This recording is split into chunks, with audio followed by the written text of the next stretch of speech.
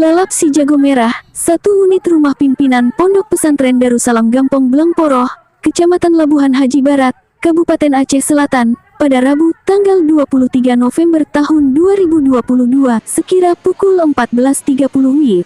Rumah permanen milik Abuya Syekh Haji Mawardi Wali bin Syekh Haji Muda Wali Al-Khalidi, pimpinan Ponpes Darussalam, pesantren pencetak ulama Nusantara asuhan almarhum Abuya Muda Wali, sang magnet spiritual pantai barat selatan itu hangus terbakar.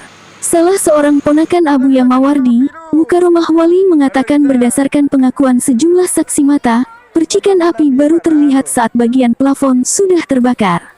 Kejadian itu, kata dia, membuat orang-orang dalam kompleks pesantren, dibantu masyarakat sekitar, berhamburan dan berupaya melakukan pemadaman secara manual dengan menyiram kobaran api menggunakan ember dan timba.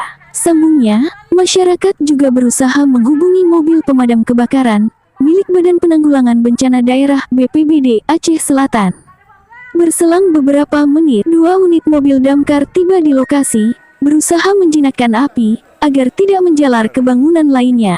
Atas bantuan masyarakat, para santri, dibantu 2 unit mobil damkar, api berhasil dilumpuhkan hanya dalam waktu kurang lebih 1 jam. Namun, bangunan milik putra ulama besar Nusantara tersebut tidak berhasil diselamatkan. Hanya tersisa puing-puing gosong. Hingga saat ini pihak berwenang masih menyelidiki penyebab dari kejadian. Dari Aceh Selatan, tim Antaran melaporkan.